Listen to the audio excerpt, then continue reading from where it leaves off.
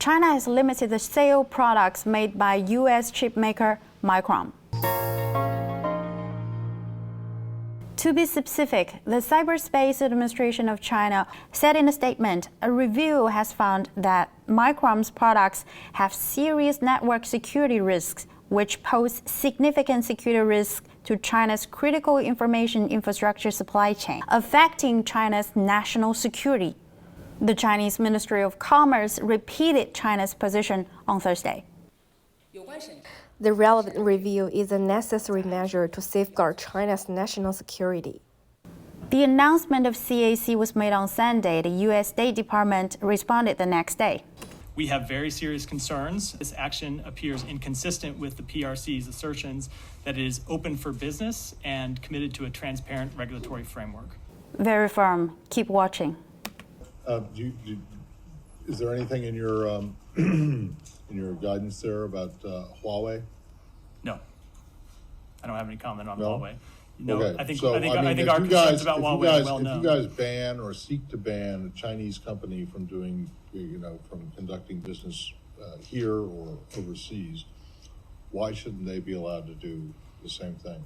I will say that we have made clear that there are concerns that we have with Huawei and the use of Huawei technology. That's a national security concern. But China's allowed to have national security concerns too. They are, but as I said, they have made clear that they're open for business and said there would be a transparent. Well, you made clear that you're open for business too. They have said they would have a transparent.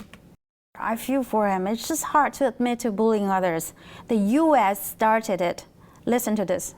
The U.S. took major action against China's technology in early October with these draconian export sanctions on China's access to advanced semiconductors. The U.S. also corralled a couple of allies, Japan and the Netherlands, to join in these sanctions, in this case, squeezing out China's access to the semiconductor production technology. So what is the term for this behavior? Economic coercion. If you pay close attention to Micron's actions, it's easy to learn the company has long been working behind the scenes to support the suppression of China's semiconductor industry. TechWire Asia, an independent tech news website, reported that Micron increased its lobbying spending following the enactment of the Chip and Science Act in 2022. It matches data from the U.S. independent research group Open Secrets, which shows Micron spent nearly $10 million over 5 years to lobby government officials, with a significant surge in spending in 2022 when the CHIPS Act came into law. It doesn't restrict China from purchasing the chips, but it restricts China's self-developed high-end chips to prevent it from affecting the chip sales in China. The main intention is to firmly press China into the low end of the industrial and value chains. I get it. It wouldn't be able to sell more chips to China if China had its own alternatives.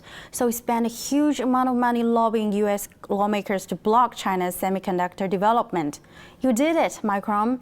Now the logic of the U.S. government's China strategy looks to be just what Micron suggested.